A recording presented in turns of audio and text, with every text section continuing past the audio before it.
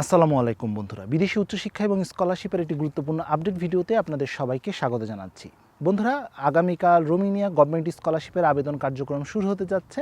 তো এই বিষয়গুলো নিয়ে বেশ কিছু কনফিউশনও রয়েছে। আবেদন শুরু করার আগে খুবই জরুরি এই বিষয়গুলো জানা, কারণ এই বিষয়গুলো যদি না জানেন তাহলে আপনার আবেদনটি কিন্তু বাতিল হয়ে যেতে পারে এবং আপনি আবেদন করতে সক্ষম হবেন না। এই বিষয়টা কিন্তু রয়েছে।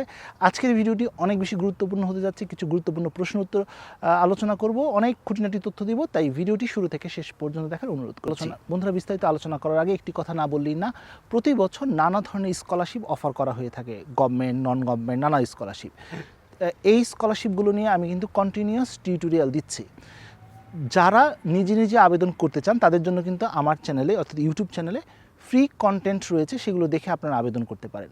আর যারা চান আপনি প্রতিযোগিতা এগিয়ে থাকতে চান এবং আপনি একটি স্ট্রং ক্যান্ডিডেট হতে চান, তারা কিন্তু চাইলে আমার পেইড মেন্টরশিপের মাধ্যমে আবেদন করতে পারেন। আমার সাথে যোগাযোগ করার সকল লিঙ্ক আমি প্রথম কমেন্টে দিয়ে দিব, সেখান থেকে আমার সাথে যোগাযোগ করতে পারেন। এছাড়া ইনবক্সের অপশন তো রয়েছেই। প্রথম কোশ্চেনটা অনেকেই আমাকে করেছেন যে ভাইয়া, কী কী সাবজেক্ট এখানে অফার করা হয়? এখানে ডেন্টাল, মেডিসিন এবং ফার্মেসি রিলেটেড সাবজেক্টগুলো ছাড়া বাকি সাবজেক্টগুলো কিন্তু অফার করা হচ্ছে। এখানে আপনি কিন্তু সেই অনুযায়ী আপনি রিলেটেড সাবজেক্ট পেয়ে যাচ্ছেন। অনেকেই এটা প্রশ্ন করেন যে ভাইয়া, এখানে যে পড়াশোনা করা হবে সেটা কোন মিডিয়ামে পড়ানো হবে? এখানে ব্যাচেলর এবং মাস্টার্স প্রোগ্রাম রোমানিয়ান মিডিয়ামে পড়ানো হবে এবং পিএইচডি প্রোগ্রাম রোমানিয়ান অথবা ইংলিশ মিডিয়াম, যে কোনো একটি আপনি চয়েস করতে পারছেন। তার মানে মাস্টার্স পর্যন্ত রোমানিয়ান মিডিয়াম এবং পিএইচডি ইংলিশ মিডিয়ামও আপনি করার সুযোগ পাচ্ছেন। অনেকেই প্রশ্ন করেন যে ভাইয়া, আমি তো রোমানিয়ান ভাষা সম্পর্কে একদমই জানি না, নতুন একটি ভাষা আমি জেনে ওইটা নিয়ে আবার পড়াশোনা করাটা একটু টাফ হবে না?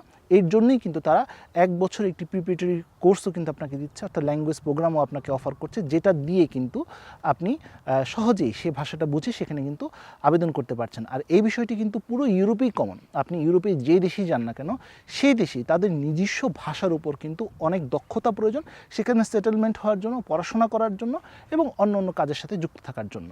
তাই ভাষাটা এখানে খুবই গুরুত্বপূর্ণ। অনেকেই প্রশ্ন করেন ভাইয়া, কোথায় আবেদন করব? অনলাইনে আবেদন করতে হবে, কাগজপত্র কোথাও জমা দিতে হবে না। রোমানিয়ান গভর্নমেন্ট স্কলারশিপের যে ওয়েবসাইট রয়েছে সেই ওয়েবসাইটের মাধ্যমে কিন্তু আবেদন করতে হচ্ছে। তবে বন্ধুরা, আপনাকে জানিয়ে দিতে চাই, যদি আবেদন করে ফেলেন, আবেদন করার পর সাবমিট করার পর এটা এডিট করার কোনো অপশন কিন্তু আর নেই, অর্থাৎ একবারই চিন্তাভাবনা করে আপনাকে সাবমিট করতে হবে। যেহেতু আবেদনের কথা বললাম, এর পাশাপাশি কিন্তু আরেকটি প্রশ্ন এসে যায় যে ভাইয়া, ফলাফল আমরা কিভাবে পাবো? আবেদন করার পর নির্দিষ্ট সময়ের পর আপনার আবেদনটি যাচাই বাছাই করার পর ইমেলের মাধ্যমে কিন্তু তারা আপনাকে নোটিফিকেশন দিয়ে দিবে যে আপনি কোন ইউনিভার্সিটিতে চান্স পেয়েছেন। আপনি যে দুটি বিশ্ববিদ্যালয় চয়েস দিবেন, সেই দুটি বিশ্ববিদ্যালয়ে আপনার চান্স নাও হতে পারে, অন্য কোনো বিশ্ববিদ্যালয় আপনাকে বা সাবজেক্ট আপনাকে সাজেস্ট করতেও পারে। যদি সেটা করে, আপনাকে ইমেলের মাধ্যমে জানিয়ে দিবে এবং ইমেলের মাধ্যমে কিন্তু আপনাকে অ্যাকসেপ্ট করতে হবে সেই অফারটি। সেটাকে যদি না হয় তাহলে কিন্তু অফারটা ক্যান্সেল হয়ে যাবে। তাই ইমেলের মাধ্যমে আপনি স্কলারশিপটি পেলেও জানতে পারবেন, না পেলেও আপনি লগ ইন করার মাধ্যমে দেখতে পাবেন। অনেকেই প্রশ্ন করেন যে ভাইয়া, যদি আমি স্কলারশিপটি পাই এরপরে আমার করণীয় কি? স্কলারশিপটি পাওয়ার পর যে ইউনিভার্সিটিতে আপনি স্কলারশিপটি পাচ্ছেন সেই ইউনিভার্সিটি আপনাকে অফার লেটার, হাউজিং এবং অন্য অন্য তথ্য দিবে।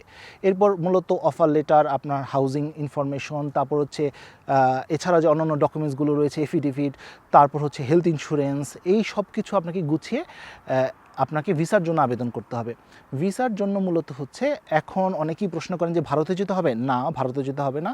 রিসেন্টলি যে বিজ্ঞপ্তিটি প্রকাশিত হয়েছে আমাদের পররাষ্ট্র মন্ত্রণালয়, সেখানে ক্লিয়ারভাবে বলেছে আপনি চাইলে কুয়ালালামপুর, হ্যানয় অথবা ব্যাংককে আপনার কাগজপত্র জমা দিতে পারবেন। এর পাশাপাশি অনেকেই প্রশ্ন করতে পারেন যে ভাইয়া, এম্বাসি ফিটা কি আমাকেই দিতে হবে? যারা স্কলারশিপ পায়, স্কলারশিপ পাওয়ার পর ভিসা আবেদন করেন, ভিসা আবেদন ফি তাদের জন্য দিতে হয় না বা মৌকুফ হয়। তারপরও আমি সাজেস্ট করবো আবেদন করার আগে এই বিষয়টা কনফার্ম হওয়ার জন্য। অনেকেই একটি প্রশ্ন আমাকে অনেকদিন যাবতই করছেন যে ভাইয়া, মেডিকেল সার্টিফিকেট দিতে হয় না? না, আবেদন করার সময় কোনো ধরনের মেডিকেল সার্টিফিকেট আপনার প্রয়োজন হবে না। তবে হ্যাঁ, যখন আপনি চান্স পেয়ে যাবেন, চান্স পাওয়ার পর যখন আপনি এম্বাসি ফেস করবেন এবং বিশ্ববিদ্যালয়ে গিয়ে ফাইনালি আপনি কন্ট্রাক্ট সাইন করবেন, তখন আপনার কিন্তু মেডিকেল সার্টিফিকেটের প্রয়োজন হবে এবং এটা কিন্তু বাংলাদেশ থেকে আপনাকে নিতে হবে এবং এটা যদি বাংলায় হয়ে থাকে সেটাকে ইংরেজিতে করিয়ে নোটারি করেই নিয়ে যেতে হবে, অথবা আপনি ইংরেজিতে যদি হয়ে থাকে মেডিকেল সার্টিফিকেট, সেটা নোটারি করে নিয়ে যাবেন, অর্থাৎ বাংলাদেশ থেকে সেটা নিয়ে যাবেন, সেটা আপনার জন্য ভালো হবে। এছাড়া সর্বশেষ 3টি বিষয় নিয়ে কথা বলবো। একটি হচ্ছে ডকুমেন্টসের ব্যাপারে রিসেন্টলি একটি আপডেট এসেছে গত শিক্ষাবর্ষ পর্যন্ত এটা ছিল না, কিন্তু এই বছর এটাকে যুক্ত করা হয়েছে। সেটি হচ্ছে রোমেনিয়ান সরকারি স্কলারশিপে আবেদন করার জন্য আপনি যে মিডিয়ামে আবেদন করেন না কেন, অনার্স, মাস্টার্স, পিএইচডি, আপনার লাস্ট ডকুমেন্ট যেগুলো রয়েছে অর্থাৎ এসএসসি, এইচএসসি, অনার্স, মাস্টার যতটুকু পর্যন্ত আপনার রয়েছে এগুলো অ্যাপোস্টাইল থাকতে হবে। মাই.গভ.বিডি থেকে অ্যাপোস্টাইলে কাগজ যদি আপনার থেকে থাকে তাহলে খুব সহজেই আপনি আবেদন করতে পারছেন। এটা কিন্তু খুব ক্লিয়ারলি রোমেনিয়ান গভর্নমেন্ট স্কলারশিপের ওয়েবসাইটে উল্লেখ করা রয়েছে। অনেকে একটি প্রশ্ন করেন, ভাইয়া পাসপোর্ট ছাড়া আবেদন করা যাবে? না, পাসপোর্ট ছাড়া আবেদন করা যাবে না। আবেদন করার জন্য অবশ্যই পাসপোর্ট প্রয়োজন হবে। এর পাশে আপনি এনআইডি অথবা বার্থ রেজিস্ট্রেশনটা প্রয়োজন হবে, যে কোনো একটি। অনেকেই প্রশ্ন করেন যে ভাই আমার বার্থ রেজিস্ট্রেশন রয়েছে অর্থাৎ জন্ম নিবন্ধন রয়েছে, বাংলার পাশাপাশি ইংরেজি লেখাটাও রয়েছে, ওটা কি আমি সাবমিট করতে পারবো? হ্যাঁ, ওটা সাবমিট করতে পারবেন। এছাড়াও আপনাদেরকে জানিয়ে রাখি ডকুমেন্টস নিয়ে আমার একটি ফুল ভিডিও রয়েছে যেখানে আমি বিস্তারিত আলোচনা করেছি। তারপরে এখানেও আমি একটু ব্রিফলি বলে দিই, আপনার পাসপোর্ট প্রয়োজন হবে 3 পাতা, প্রয়োজন হবে এসএসসি, এইচএসসি বা একাডেমিক সার্টিফিকেটের মার্কশিটের ফ্রন্ট পেজ, ব্যাক পেজ দুইটাই প্রয়োজন হবে। অ্যাপোস্টাইলের কথা তো বললাম, পাশাপাশি হচ্ছে আপনার অন্য কোনো ডকুমেন্টস যদি থেকে থাকে যেমন জন্ম নিবন্ধন, তারপরে অভিজ্ঞতা সনদ, এক্সট্রা কারিকুলার অ্যাক্টিভিটিস আর অন্য সিভি, অন্য কিছু যুক্ত করতে চান সেগুলো কিন্তু আপনি চাইলে এখানে অ্যাড করে দিতে পারবেন, সেই অপশনটা কিন্তু রয়েছে। এছাড়া যারা পিএইচডিতে আবেদন করবেন তাদের কিন্তু লেটার অফ ইন্টেন্টও প্রয়োজন হবে। পাশাপাশি কিন্তু আপনি যেই বিশ্ববিদ্যালয়ে আবেদন করতে চাচ্ছেন সেই বিশ্ববিদ্যালয়ে একজন শিক্ষকের কাছ থেকে কিন্তু টিউটর এগ্রিমেন্টও প্রয়োজন হবে। অনেকে আরেকটি প্রশ্ন করেন যে ভাইয়া আমি গত বছর আবেদন করেছিলাম কিন্তু আনফর্চুনেটলি স্কলারশিপটি পাইনি, এবছর কি আমি আবেদন করতে পারবো? হ্যাঁ, আবেদন করতে পারবেন।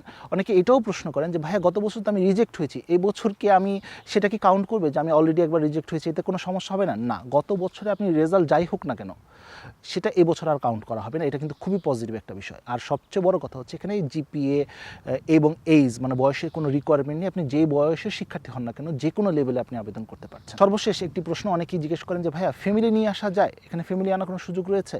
হ্যাঁ, আপনি চাইলে আপনার ফ্যামিলি রিউনিফিকেশনের জন্য আবেদন করতে পারবেন। এর জন্য বেশ কিছু শর্ত রয়েছে। আপনাকে আগে যেতে হবে, তারপর আপনার ফ্যামিলি অর্থাৎ ডিপেন্ডেন্ট যিনি থাকবেন বা স্পাউস থাকবেন তাকে আপনি নিয়ে যেতে পারবেন। ওখানে আইজিআই একটি অফিস রয়েছে, সেই অফিসের ইনফর্ম করতে হবে। আপনার আর্থিক সামর্থ্য অর্থাৎ ব্যাংক ব্যালেন্সেরও প্রয়োজন হবে, আপনার হাউজিং প্রয়োজন হবে। সব কিছু যদি ঠিক থাকে তাহলে কিন্তু আপনি ফ্যামিলি রিউনিফিকেশনের জন্য আবেদন করতে পারবেন। তবে স্পাউসকে নিয়ে আপনি ফ্লাই করতে পারবেন না, আগে আপনি নিজে যেতে হবে, তারপর সব কিছু গুছিয়ে আপনাকে আপনার স্পাউসকে আপনি নিয়ে যেতে পারবেন। তো এই ছিল গুরুত্বপূর্ণ 10টি প্রশ্ন উত্তর আমরা আলোচনা করলাম। আশা করি অনেক বিষয় আপনাদের ক্লিয়ার হয়েছে। বন্ধুরা, আবারও বলছি, একটি সঠিক আবেদন কিন্তু আপনাকে প্রতিযোগিতায় অনেকখানি এগিয়ে যেতে পারে। রোমেনিয়া গভর্নমেন্ট স্কলারশিপ একটি চমৎকার স্কলারশিপ, ইউরোপের সেনজেনভুক্ত একটি দেশ। এই সুযোগটা কিন্তু প্রতি বছর একবারই আসে, তাই অবশ্যই বুঝে শুনে সঠিকভাবে আবেদন করা জরুরি। আর আপনি যদি কনফিডেন্স না হন যে আমি সঠিকভাবে আবেদন করতে পারবো কিনা, একটা ভালো গাইডেন্স চাচ্ছেন, অবশ্যই আমাদের পেইড মেন্টরশিপটি নিন। তাহলে কিন্তু আপনি অনেকখানি এগিয়ে যেতে পারবেন এবং প্রতিযোগিতায় কিন্তু আপনি একজন স্ট্রং ক্যান্ডিডেট হতে যাচ্ছেন। তো বন্ধুরা, এই ছিল আজকের মতো ভিডিও। পরবর্তী আপডেট এবং সঠিক তথ্যের জন্য আমার চ্যানেলটি সাবস্ক্রাইব করে রাখার অনুরোধ রইল। তো বন্ধুরা, আজ এই পর্যন্ত সবাই ভালো থাকুন, সুস্থ থাকুন। দেখা হবে আগামী কোনো ভিডিওতে। সেই পর্যন্ত আল্লাহ হাফিজ।